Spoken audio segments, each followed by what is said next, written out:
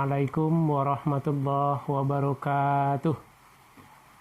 Bersyukur kehadirat Allah Subhanahu wa ta'ala dengan mengucapkan Alhamdulillahirabbil alamin. Berselawat kepada Rasulullah sallallahu alaihi wasallam dengan mengucapkan Allahumma sholli ala Muhammad wa ala alihi wa ashabihi ajmain. Alhamdulillah, sampai hari ini Allah masih berikan rahmat dan karunia-Nya kepada kita, sehingga kita bisa menyelesaikan hari demi hari di bulan Ramadan ini dengan memaksimalkan ibadah kita kepada Allah Subhanahu wa ta'ala. Semoga ibadah yang kita laksanakan hari ini menjadi bekal bagi kita untuk menghadap Allah Subhanahu wa ta'ala kelak di yaumil akhir. Para sahabat semuanya, kembali pada kesempatan kali ini kita akan coba membahas tanggung jawab kaum muslimin di era globalisasi ini. Kita ketahui kaum muslimin semuanya bahwa perkembangan teknologi dan informasi membuat manusia semakin dekat jaraknya. Tidak ada lagi jarak yang jauh yang harus ditempuh dengan waktu yang lama. Katakanlah apa yang terjadi hari ini di Eropa sana bisa kita saksikan hari ini juga di dalam rumah kita. Apa yang terjadi di luar sana bisa kita saksikan di atas telapak tangan kita. Begitu luar biasanya perkembangan teknologi informasi dan komunikasi. Maka tidak ada lagi ruang dan waktu yang membuat manusia itu berjarak. Namun ketahuilah para sahabat semuanya bahwa perkembangan teknologi informasi dan komunikasi ini mau tidak mau menyeret kita ke dalam dunia materi. Sehingga yang menjadi titik fokus manusia berusaha adalah materi. Dan bahkan kebahagiaan pun diukur dengan materi. Sehingga manusia melupakan agamanya. Dan yang lebih ironis lagi, manusia itu melupakan Khaliknya atau sang penciptanya, sehingga dia tidak kenal lagi dengan agamanya. Maka oleh sebab itu, untuk mengatasi hal yang sedemikian, maka perlu kiranya kita untuk membentengi para generasi kita, orang-orang terdekat dengan kita, orang-orang yang kita cintai, masyarakat kita yang berada di lingkungan kita. Bukankah jauh-jauh hari Allah Subhanahu wa ta'ala sudah berikan peringatan kepada kita? Ya ayyuhalladzina amanu qu anfusakum wa ahlikum nara. Hai orang-orang yang beriman, peliharalah dirimu dan peliharalah keluargamu, orang-orang yang terdekat denganmu dari siksaan api neraka.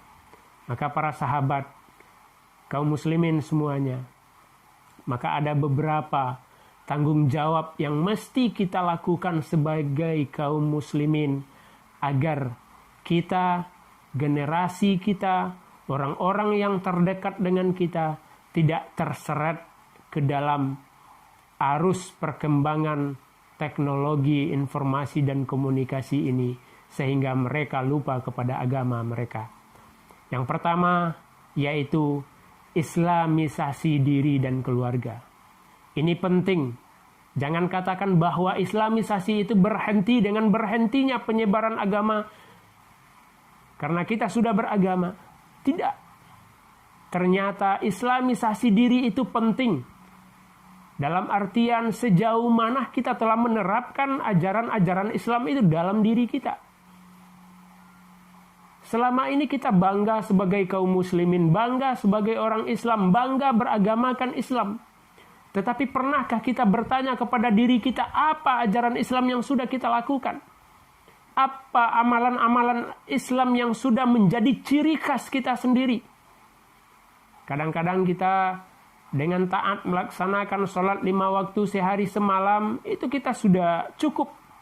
Ternyata banyak amalan-amalan Islam yang masih kita lalaikan, yang masih kita abaikan.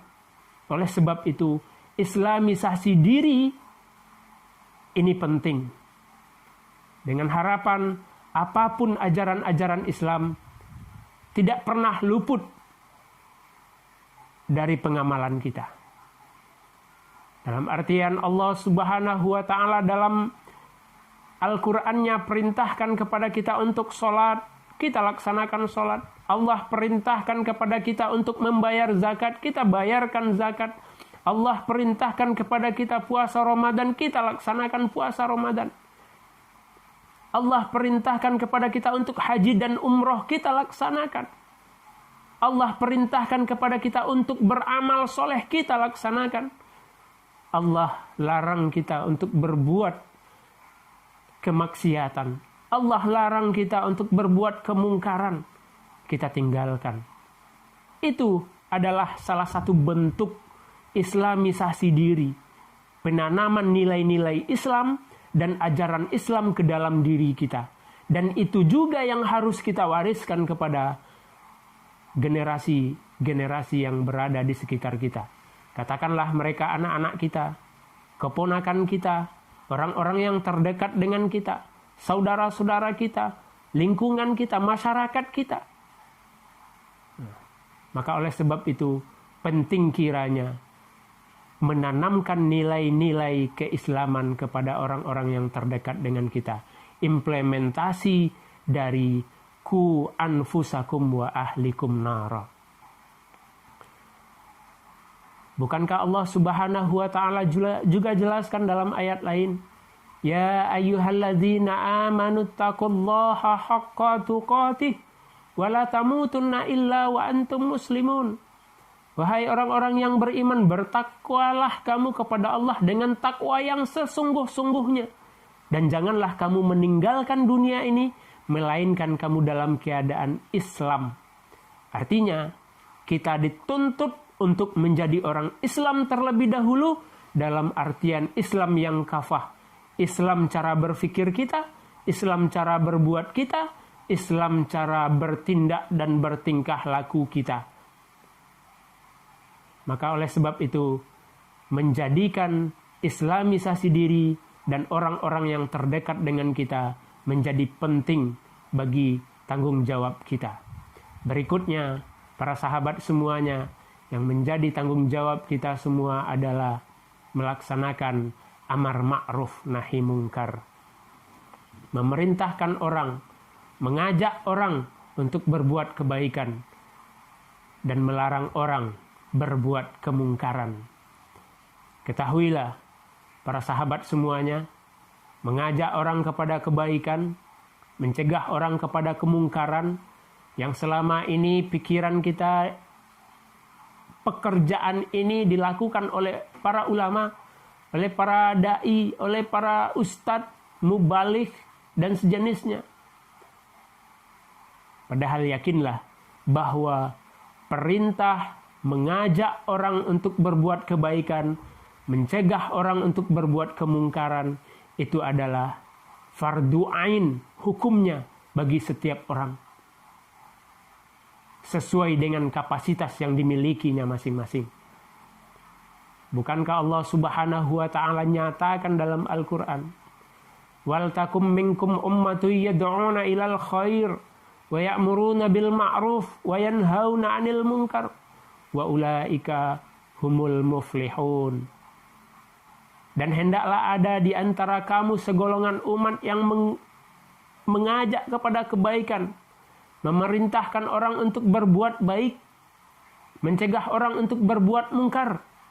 Dan mereka itulah orang-orang yang mendapatkan kemenangan. Maka oleh sebab itu para sahabat semuanya, penting kiranya bagi kita untuk mengajak orang-orang yang terdekat dengan kita untuk senantiasa melakukan kebaikan dan mencegahnya untuk melarang dari berbuat kemungkaran. Kadangkala berbuat kebaikan itu, mengajak orang untuk berbuat kebaikan itu kelihatannya gampang, tetapi melaksanakannya sulit. Karena bakal ada halangan dan rintangan yang akan kita hadapi. Tapi yakin dan percayalah bahwa setiap kali kita melakukan apapun yang akan kita lakukan, semuanya sudah dicontohkan oleh Rasulullah Sallallahu Alaihi Wasallam. Rasulullah Sallallahu Alaihi Wasallam orang yang paling ngotot untuk mengajak orang untuk melakukan kebaikan. Beliau yang paling ngotot untuk mencegah orang berbuat kemungkaran. Maka sudah sepatutnya beliau menjadi ikon untuk kita contoh dan kita teladani. Bagaimana beliau mengajak orang kepada kebaikan. Ketika ajakan dilecehkan, ketika ajakan dibalas dengan hinaan, ketika ajakan dibalas dengan ejekan, beliau tetap bersabar. Dan harusnya ini menjadi pelajaran bagi kita. Demikian juga ketika kita mencegah orang dari kemungkaran, ini lebih berisiko. Apalagi kemungkaran itu dilakukan oleh orang-orang yang levelnya di atas dari diri kita. Maka kita akan dikucilkan dan tidak sedikit juga kita akan diintimidasi, akan diteror, akan dikriminalisasi. Tetapi yakin dan percayalah, setiap kali kita melaksanakan amar ma'ruf dan nahi mungkar ini, maka Allah janjikan kepada kita, wa ulaika humul muflihun. Mereka itulah orang-orang yang bakal mendapatkan kemenangan. Maka oleh sebab itu para sahabat semuanya, kiranya penting dua hal ini menjadi kewajiban bagi kita, menjadi tanggung jawab kita sebagai kaum muslimin. Camkan fa'tabiru ya ulil absar la'allakum turhamun. Assalamualaikum warahmatullahi wabarakatuh.